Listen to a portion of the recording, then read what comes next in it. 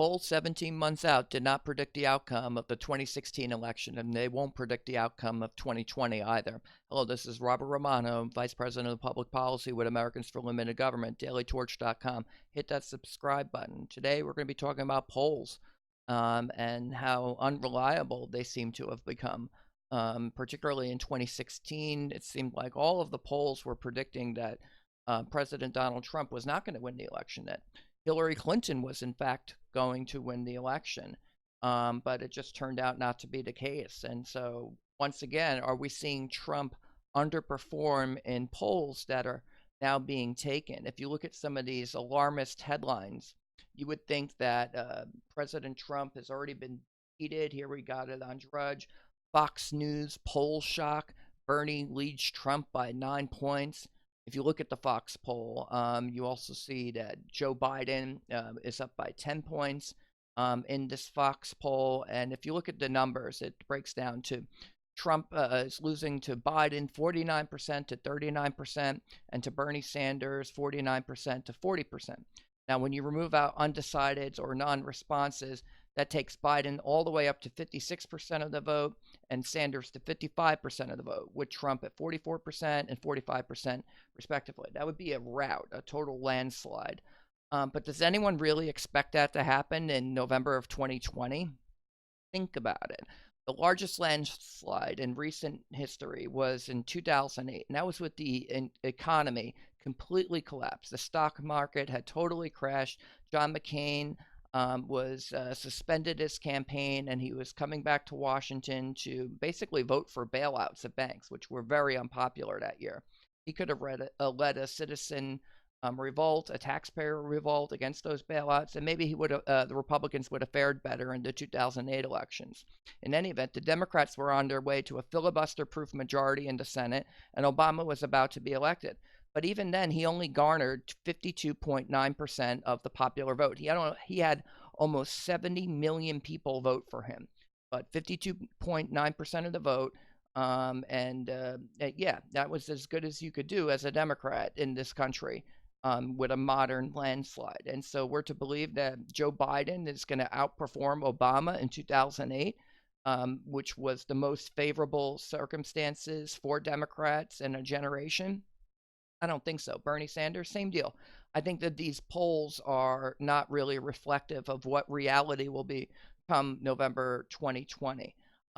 Now, this reporting comes on the heels of another report from NBC News that says that Trump campaign is cutting ties with pollsters after internal numbers leaked.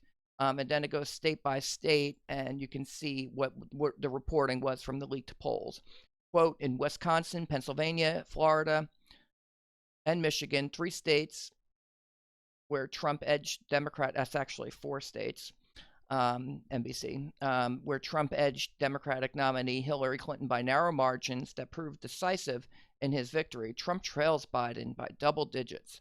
He's also behind the former vice president in Iowa by 7 points, North Carolina by 8 points, Virginia by 17 points, in Ohio by 1 point, and in Georgia by 6 points. In Texas, where a Democratic presidential nominee hasn't won since Jimmy Carter, Trump leads by just 2 points. And so the alarmists are coming out of the woodwork. They're saying, oh, this means Trump is going to be destroyed, and everyone's panicking. Well, there's no need to panic. Polls 17 months out from a presidential election they weren't reliable in 2016. Let's just go there. In 2016, you had a poll from Quinnipiac that was in May of 2015, same point in the cycle, and Hillary Clinton in a head-to-head matchup was topping Trump 50% to 32%. And then if you remove the undecideds and or non-responses, that makes it 61% to 39%. That would have been Clinton's popular vote total if this if this was correct. A June 2015 Fox News opinion poll found Clinton up 51% to 34%, and that works out to 60-40 when you remove undecideds and non-responses. Obviously, that didn't happen. It just didn't go down that way. The election was much closer in 2016 The popular vote total for Clinton was 48.2%. For Trump, it was 46.1%. Now, the popular vote doesn't determine the winner. Actually, you have to win a majorities in states with the Electoral College. That was where Trump won with 304 Electoral College votes to Clinton's 227.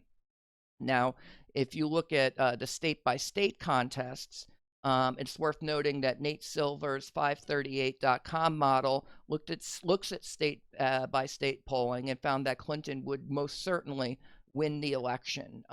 It was a 70% probability on election day, and so Trump, did obviously won the election. So, but Clinton was supposed to get 300 electoral college votes.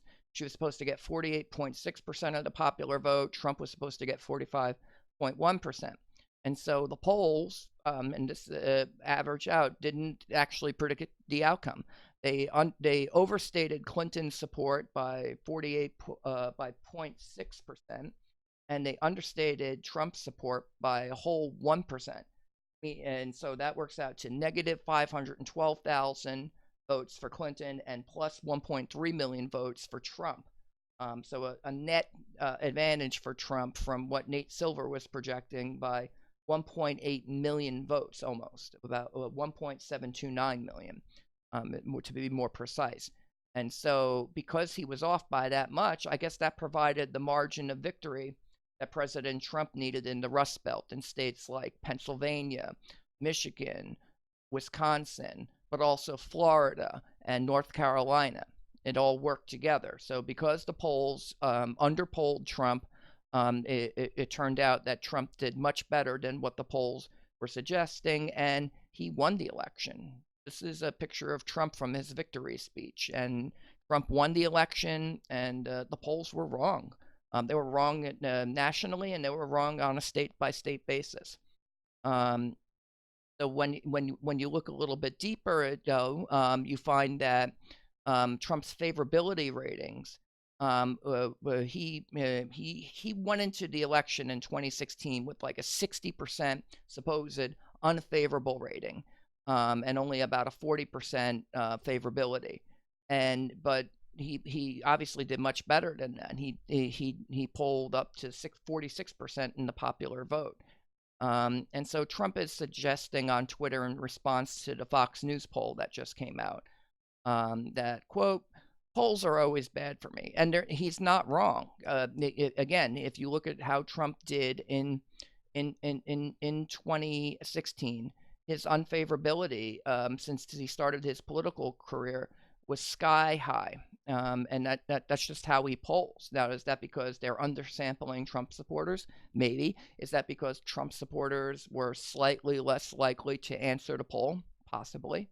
But if you look at other polls that were more accurate in 2016, so Rasmussen reports had the closest popular vote total to the election of any polls, and he said Clinton would get 45% and Trump would get 43%. Well, it was more like 48 to 46, but he got the spread correct. Clinton by 2. And now if you look at Rasmussen daily tracking poll, Trump's at 48% approval, and that's way above what you were seeing his favorable, unfavorable. You don't get approval rating when you're not an incumbent candidate. So afterwards, we look at approval rating as kind of a proxy for favorability. And Trump's doing okay, according to Rasmussen. 48% job approval. Occasionally, he jumps above 50%. And the presidential campaign is not even underway yet. There's a lot of things that can happen. But on approval, if you look at other presidents and their reelection bids, at this point in the cycle, Ronald Reagan in 1983 was somewhat upside down in his approval as the U.S. economy was going through a recession. Other presidents that were slightly upside down in recent reelect, Barack Obama in 2011 at this point in the cycle, he was slightly upside down in his job approval. So having a slim margin on job approval if you go with the Rasmussen number. Trump's in an okay position, more than okay. The economy's doing very well, 3.1% growth in the first quarter of 2019. It grew 2.9% annualized in 2018. Unemployment remains really low at 3.6%. Inflation is stable. So many of the indicators that you might look towards are frankly in Trump's favor. And there are other models, and the Nate Silver model right now would obviously predict that Trump would lose the 2020 election, but we know how that turned out last time, and the polls don't give you a full picture of what's going to actually happen on election day. Trump got more electoral college votes, and that's how we elect presidents. That's what matters the most. And so when Trump says polls are always bad for me, he's absolutely right. And let me leave you with the end here. When you break it down, President Trump is in a far more commanding position than the early polls suggest at the moment, which are almost assuredly wrong about the state of the race. So if you look at the margins of victory, there's no way Joe Biden's going to get 56% of the popular vote, or Bernie Sanders get 55% of the popular vote. That's just it's just not going to happen. And once you get through the primaries, and other factors start taking hold. For example, how well does Joe Biden or Bernie Sanders do in the polls? Or there's other factors. What third-party candidates are going to be on the ballot in November of 2020? How will the economy be doing? And then when you consider how the Democrats perform in the primaries, how will that bear upon their reelection or their election chances? How will Trump's performance in the 2020 primary? There's going to be Republican candidates besides Trump on the ballot in the primaries. Does Trump just destroy them in the primaries, or does he have a competitive primary? We'll see. If Trump destroys them in the primaries, watch for his reelect numbers to start rising steadily, particularly in 2020.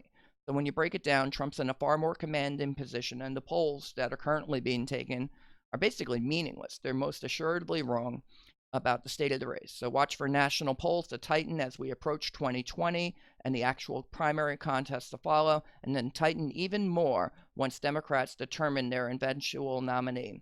Happens every time. So what was that about counting your chickens before they're hatched? That's the commentary. This is Robert Romano, Vice President of Public Policy with Americans for Limited Government, dailytorch.com. Hit that subscribe button, ring the bell for notifications, and have a great day.